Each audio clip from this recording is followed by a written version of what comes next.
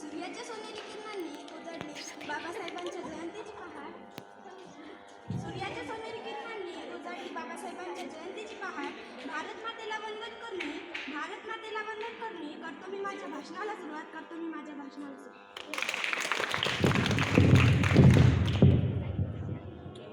सूर्याप्रमाणे तेजस्वी दिसणारे व्यासपीठ, चंद्राप्रमाणे शीतल छाया देणारे माझे परीक्षक व चांदण्याप्रमाणे चमकणाऱ्या माझ्या मित्रमैत्रिणींनो, सर्वांना माझे नमस्कार. माझे पूर्ण नाव जान्हवी रुपेश पारसे आहे. मी इयत्ता 6व्या वर्गात शिकत आहे. आज 14 एप्रिल आपल्या शाळेमध्ये डॉक्टर बाबासाहेब आंबेडकर यांची जयंती साजरी करण्यासाठी आपण इथे एकत्रित जमलेलो आहोत. सर्वप्रथम सर्वांनाच डॉक्टर बाबासाहेब आंबेडकर यांच्या जयंतीनिमित्त हार्दिक शुभेच्छा. डॉक्टर बाबासाहेब आंबेडकर यांचा जन्म 14 एप्रिल 1891 रोजी मध्य प्रदेशातील मऊ या गावामध्ये झाला. त्यांच्या वडिलांचे नाव रामजी व आईचे नाव भीमाबाई असे होते.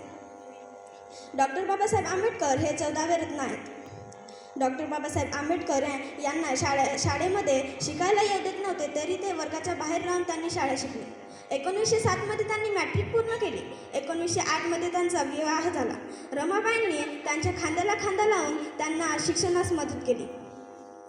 जेव्हा डॉक्टर बाबासाहेब आंबेडकर शिकायला जायचे, पण त्यांना वर्गात येऊ नाही द्यायचे, तरी पण ते खिडकीतून पाहू शिकले.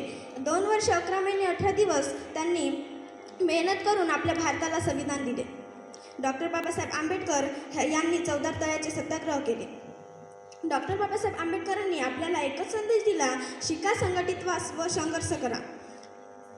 डॉक्टर बाबासाहेब आंबेडकर 6 डिसेंबर 56 साली आपल्या सर्वांना सोडून गेले.